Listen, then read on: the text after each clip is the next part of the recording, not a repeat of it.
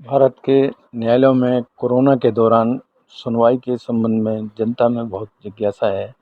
भारत के न्यायालयों में लगभग 20 मार्च 2020 से नियमित सुनवाई नहीं हो रही है। सर्वोच्च न्यायालय, उच्च न्यायालय और जिला न्यायालय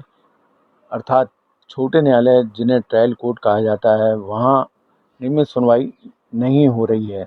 सर्वोच्च न्यायालय, उच्च न्यायालय में तो जो मामले लगे होते हैं उनमें वकीलों के माध्यम से सुनवाई हो जाती है, किंतु वहाँ पे भी अभी नियमित मामलों की सुनवाई नहीं हो रही है। सिर्फ अर्जेंट मामलों की सुनवाई हो रही है और वो भी ई फाइलिंग के माध्यम से सुनवाई हो रही है। ई फाइलिंग के माध्यम से, कंप्यूटर के माध्यम से या मोबाइल के माध्यम से मामला प्रस्तुत किया जाता है और कंप्यूटर या मोबाइल के माध्यम से ही सुनवाई होती है। संबंधित न्यायालय में जज साहब रहते हैं और मोबाइल से संबंधित वकील उनको संबोधित करते हैं और जो आदेश होते हैं उसको ई माध्यम से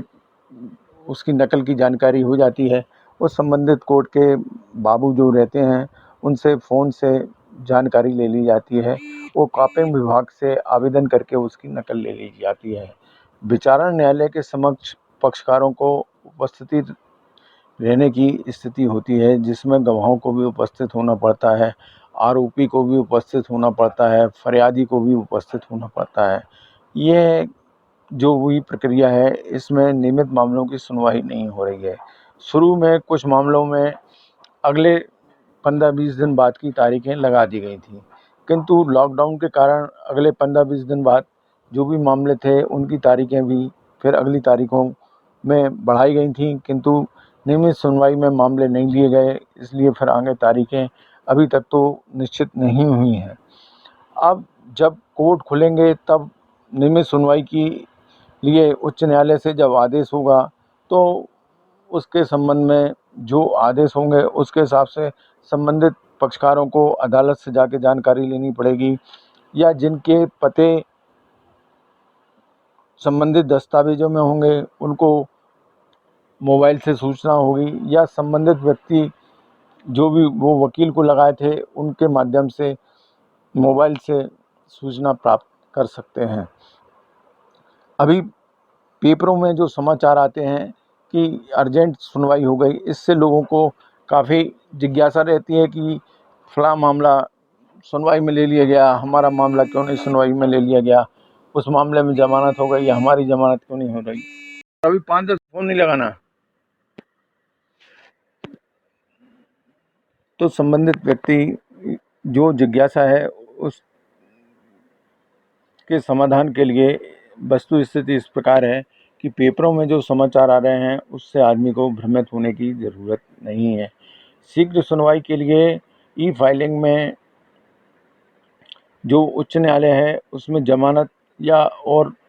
रिट के कोई मैटर हो उनकी सुनवाई के लिए केस लगाने का प्रावधान है। ई फाइलिंग में केस लगता है और उसके बाद सुनवाई की तारीख लगती है और जिसमें 10-15 दिन का समय लगने की संभावना रहती है।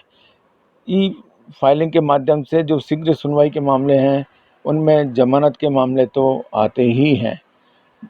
और यही स्थिति विचारण न्यायालय के समक्ष है कि यहाँ व्यक्ति को गिरफ्तार किया जाता है तो रिमांड के लिए उसे अदालत में पेश किया जाता है। रिमांड कार्रवाई का अगर विरोध करना हो तो संबंधित व्यक्ति स्वयं विरोध कर सकता है या वकील लगाकर विरोध कर सकता है और जमानत के लिए आवेदन कर सकता है और उसके जमानत के आवेदन पर सुनवाई हो जाती है और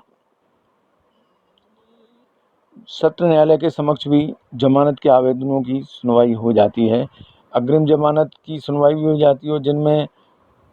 मुलजिम जेल में हैं उन मामलों की सुनवाई के लिए भी आवेदनों की सुनवाई हो जाती है। नियमित मामलों की सुनवाई कब होगी यह अभी निश्चित नहीं है और इस संबंध में